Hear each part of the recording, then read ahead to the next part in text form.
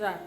Quero cumprimentar a todos com a graça e com a santa paz do nosso Senhor e Salvador Jesus. A paz do Senhor Jesus. Nós vamos dar início nesse estudo, continuidade, desse estudo a respeito do livro de Gênesis, que nós temos feito aqui toda quarta-feira, aqui na Igreja Assembleia de Deus, Ministério Madureira, e nós estamos aqui com o intuito de compartilhar o conhecimento da Palavra de Deus. O nosso estudo aqui novamente está pautado no livro de Gênesis, e nós dissemos no início, nós sempre fazemos uma recapitulação, e nós dissemos no início que o livro de Gênesis ele tem uma divisão, é uma divisão, tem uma parte do capítulo que vai do capítulo 1 e vai até o capítulo de número 11. Temos 4 histórias dentro desse espaço. E depois nós temos a outra parte, a outra divisão, a outra parte dessa divisão, que vai do capítulo de número 12 até o capítulo de número 50. Então, sempre quando nós iniciamos, nós fazemos uma pequena recapitulação para que os irmãos possam se situarem ali e acompanharem, para não perder o fio da meada. Então, na semana passada, nós terminamos a quarta subdivisão, que fala a respeito do início das nações. Então, eu vou dar uma recapitulada aqui. O livro de Gênesis está dividido dessa maneira. Do capítulo 1 ao capítulo 11, nós temos 4 subdivisões. A primeira subdivisão vai falar sobre a criação perfeita de Deus. A segunda subdivisão vai falar sobre a introdução do pecado no mundo. A terceira subdivisão, que nós chamamos de caixinha, vai estar falando sobre o juízo de Deus sobre toda a humanidade. E a quarta subdivisão foi a que nós falamos, temos uma pincelada na aula passada, falando sobre o princípio das nações.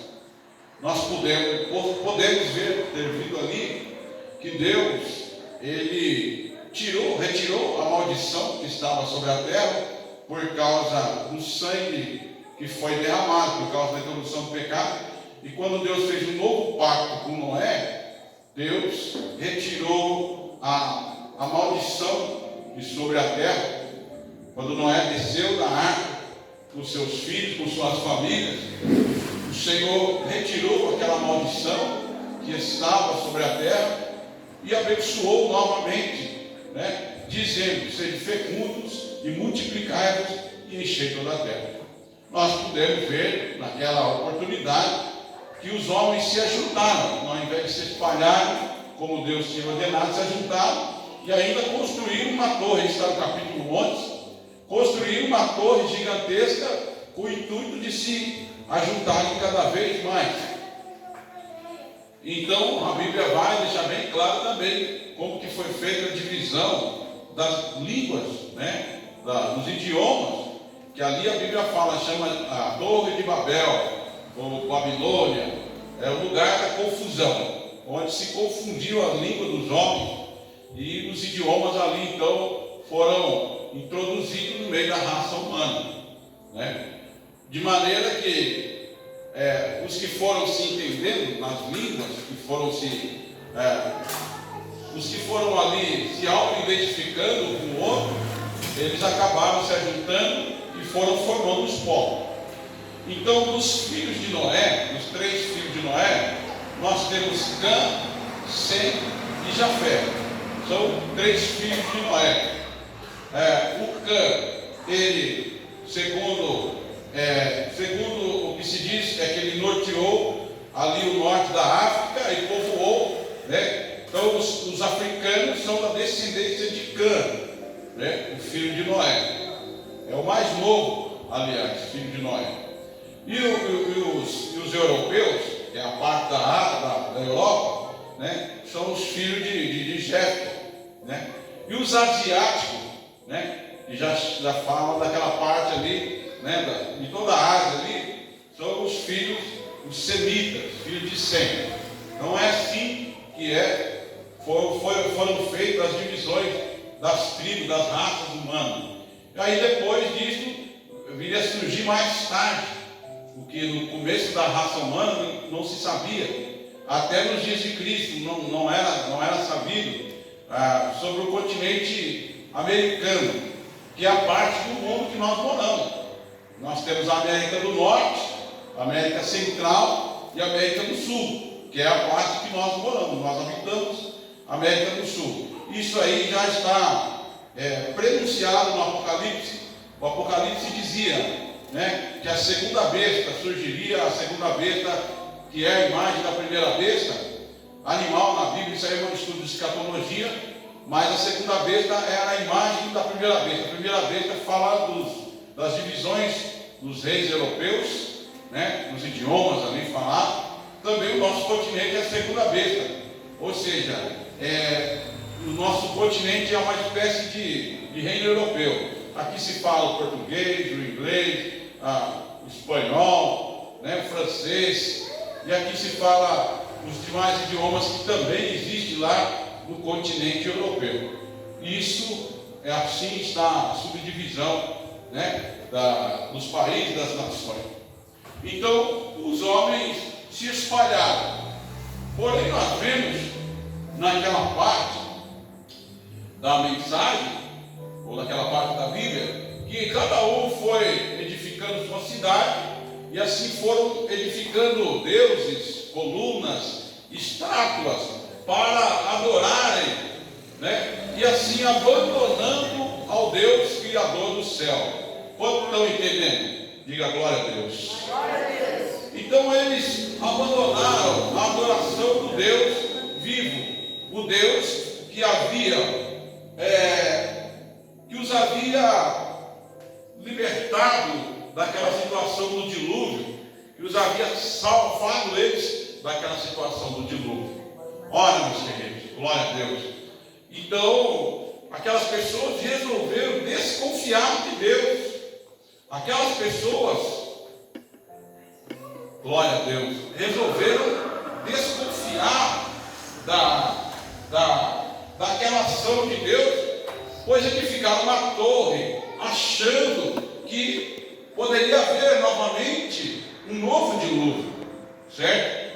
Agora, espalhados sobre a terra, cada um resolveu criar o seu próprio Deus, criar a sua própria imagem. Cada um começou a invocar o seu ídolo, e assim, como nós sabemos, cada país tem seu ídolo, tem sua imagem, cada país tem a sua adoração pessoal, vamos dizer assim, né? O Brasil tem sua padroeira, o México tem sua padroeira, cada país tem o seu padroeiro, chamado padroeiro, né? E Deus, vendo que não poderia voltar atrás com aquilo que ele tinha falado, né? Deus resolveu edificar um povo para si. Deus resolveu criar um povo para si, porque em cada uma daquelas tribos, em cada uma daquelas nações que o Senhor ia, o Senhor não encontrava lugar para que ele pudesse encontrar uma nação que ele pudesse dizer: essa nação é minha. Então, hoje nós vamos estudar sobre o chamado sobrenatural. Chamado sobrenatural. Deus quer um povo exclusivo. Então aqui, esse ponto, nós vamos estudar sobre o politeísmo, né, e sobre o monoteísmo, né? Então politeísmo quer dizer vários deuses, e monoteísmo quer dizer um Deus único, né? Então Deus chama Abraão e disse: seja perfeito, aleluia, porque eu abençoarei a ti e a sua descendência. Nós vamos estar fazendo a leitura da palavra de Deus aqui no livro de Gênesis, no capítulo de número 11,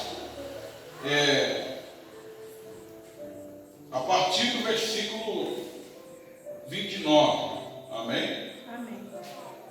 Gênesis capítulo 11, a partir do versículo 29, para nós darmos sequência. Diz a palavra do Senhor: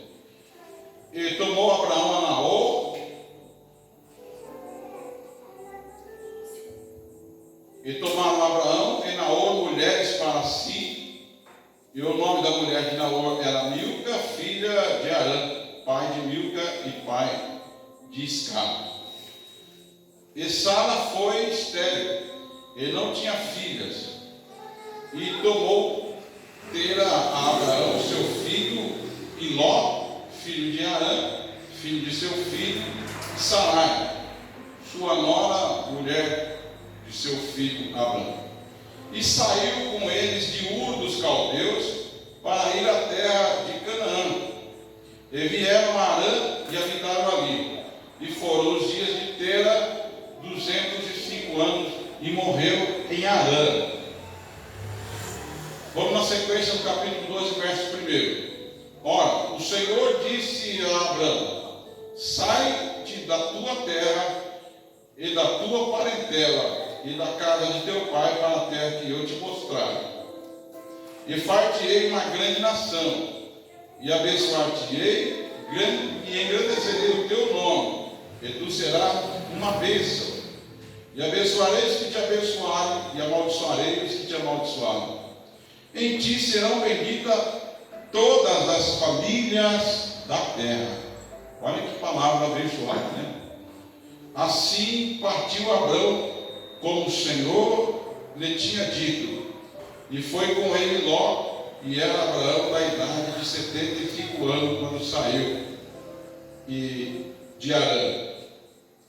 E tomou Abraão a Sara, sua mulher, e a Ló, filho de seu irmão, e toda a sua fazenda que havia adquirido, e as almas que acrescentaram em Arã, e saíram para irem à terra de Canaã, e vieram à terra de Canaã. Amém? Amém. Então esse é o ponto.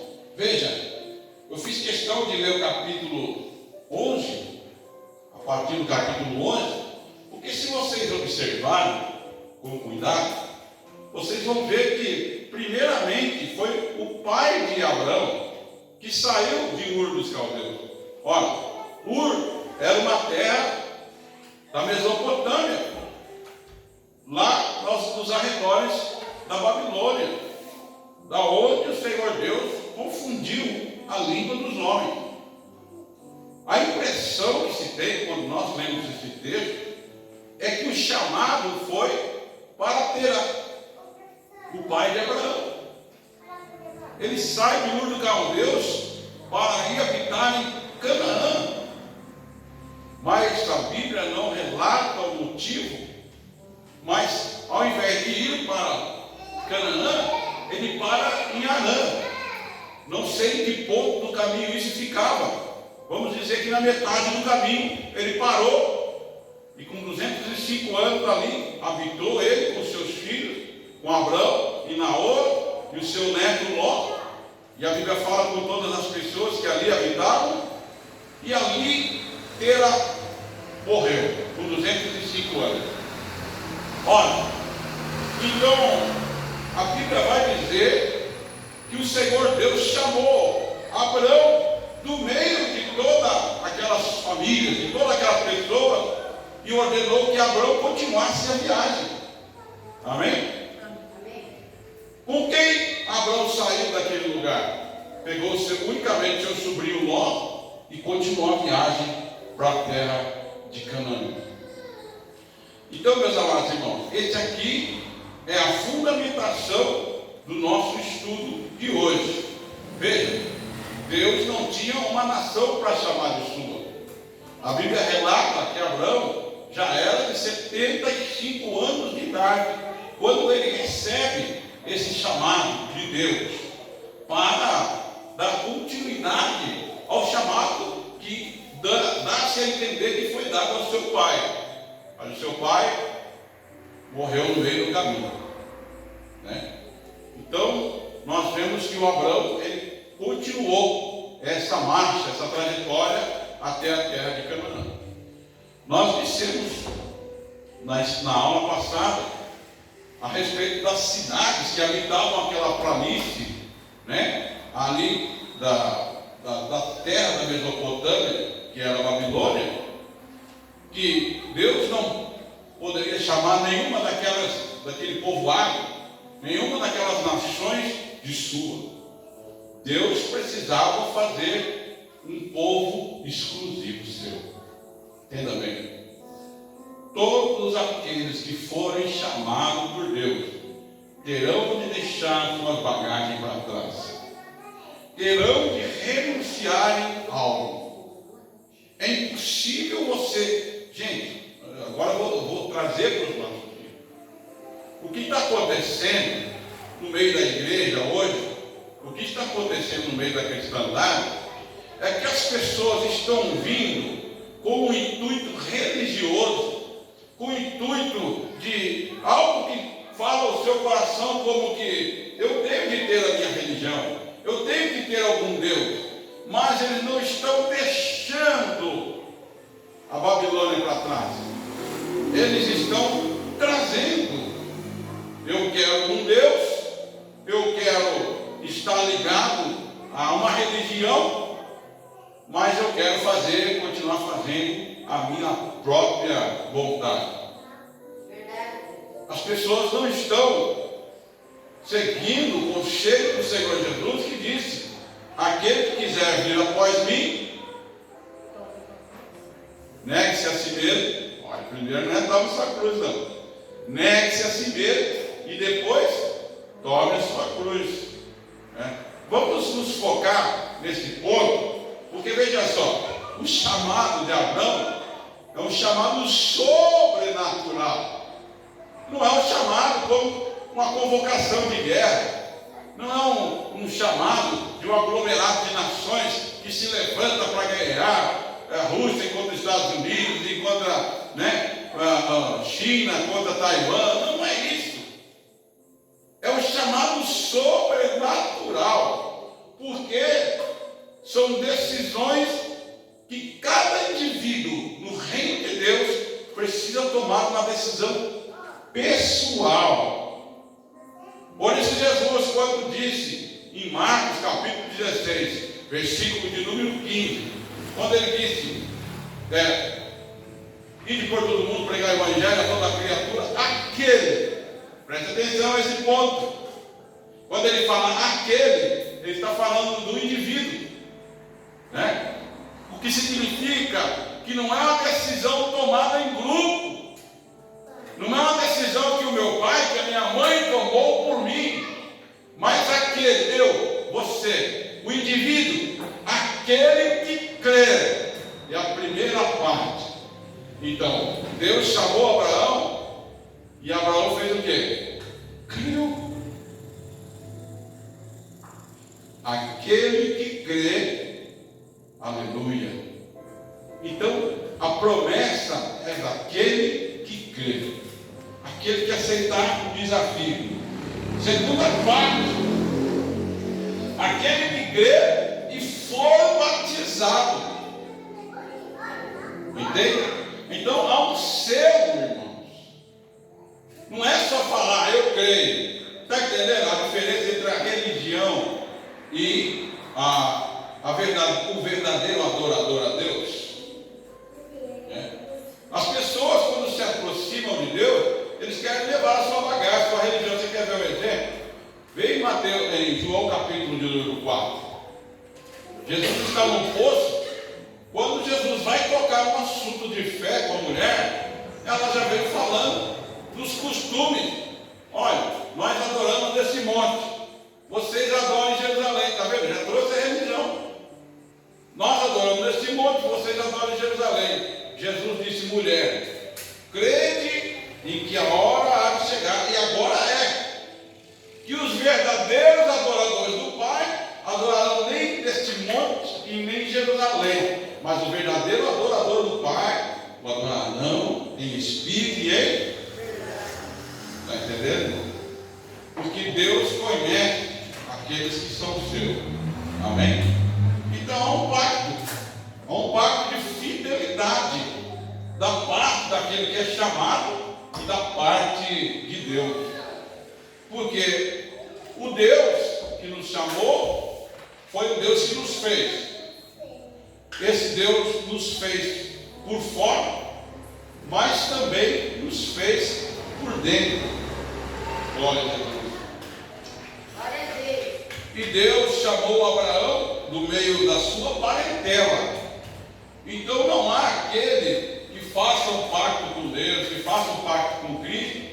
que muitas vezes não tem que renunciar até mesmo parentes, tem que renunciar ao ambiente e tem que renunciar até mesmo muitas vezes familiares.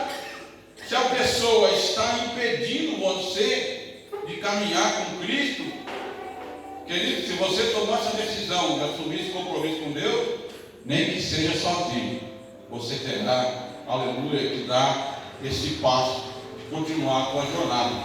Porque no Salmo está escrito: 1000 cairão ao teu lado, 10.000 à tua direita, mas tu... Isso.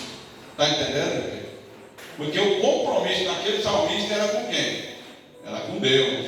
Era vertical, não era horizontal. Horizontal nos fala de sociedade, nos fala de amigos, de parentes, de pessoas. Se o compromisso do salmista fosse com o familiar, quando a pessoa perde um filho, ele deixa de servir a Deus. Quando ele perde o marido, ele deixa de servir a Deus. Quando ele perde a mãe ou o pai, ele deixa de servir a Deus. Mas quando o compromisso é vertical, é com Deus. Então parece que já estou vendo até uma cruz aqui, ó. Compromisso horizontal e compromisso vertical. O que isso nos fala? Né? Nos fala que Deus deseja ser o centro da nossa adoração. Agora vejamos bem, e é o que nós vamos estudar na próxima aula. Veja, Deus, através do pacto que ele tem com Abraão, Abraão gera 3 tipos de povos na terra. Eu quero que você preste atenção nisso. Abraão, ele gera quantos povos? 3 tipos de povos na terra. Primeiro, os filhos na carne. Segundo, os filhos da promessa. E terceiro, os filhos da fé. Entende? Então, se você for na Arábia, tem um povo lá, tudo abençoado financeiramente, é um povo abençoado. São filhos de Abraão, né, da descendência de Ismael, os árabes. São tudo ricos, tudo poderosos financeiramente. São os filhos da carne. E os filhos da carne de Abraão deram muito trabalho para os filhos da promessa. Vou explicar para os irmãos. Vocês lembram do Medianita? Aqueles Medianitas que perseguiram muito. E dos Medianitas saiu Balaão, né? Os Medianitas foram os que confrontaram Gideão, né? Os Medianitas fizeram grandes estragos aos filhos de Israel. São filhos da carne de Abraão. Até Jetro, o sogro de Moisés, também era midianita. Então por que alguém lê na Bíblia e fala, puxa, por que a Bíblia o chama de sacerdote? Porque ele conhecia o segredo da adoração. Ele era dos filhos da terra de Midian. Então ele sabia. Abraão, e nós vamos ver isso aqui nos próximos estudos, Abraão, quando ele chegou na terra de Canaã, ele saiu edificando altares naquele lugar. Abraão saiu edificando por quê? O pacto maior que Abraão tinha com Deus foi através da fé. Entende? Então, os filhos que haveriam de ser gerados através de Abraão e de Sara, que são os filhos da promessa, precisavam de ser abençoados. E aonde Abraão passava, ele edificava altares. E edificando altares, porque haveria de ter uma proteção, haveria de ter um cerco espiritual sobre os filhos da promessa. Mas vocês acham que é só os filhos da promessa que era abençoado? Não. Há um terceiro povo, aleluia, que descende de Abraão. Esse não descende nem da carne e nem do sangue de Abraão, mas da fé de Abraão. Por isso nós, igreja do Senhor Jesus, somos chamados de filhos da fé de Abraão. Amém? Esse pacto que Deus fez com a humanidade, e agora são os filhos de toda nação que existe na face da terra. Esse aqui não tem vínculo com etnia, com nação, com japonês, com africano, com judeu. Esse pacto não tem nada a ver com a nação aqui na terra. Esse pacto tem a ver através do sangue do seu Filho. E a Bíblia diz que aquele que crê no Filho de Deus foram feitos Filho de Deus. Deus seria o poder. João, o Evangelho de João diz, a partir do capítulo 1, que todos aqueles que creram foram feitos filhos de Deus. São os filhos que são gerados através do pacto da fé. E o pacto da fé também tem sangue. Como Abraão edificava altares, como ele sacrificava animais em cima desses altares, como ele abençoava a terra de Canaã, também esse povo, os filhos da fé de Abraão, também são abençoados através do pacto de sangue. Mas este é o sangue de Jesus Cristo, que nos lava e nos purifica de todo pecado. Amém, meus irmãos? Glória a Deus. Eu quero nesta noite, aleluia, dizer a você, você pode estar aqui nesta noite e muitas vezes não ter noção da cobertura espiritual que está em torno da tua vida. Porque os desafios vêm, as lutas vêm, as perseguições vêm, as perturbações vêm, as doenças vêm, os desafios vêm.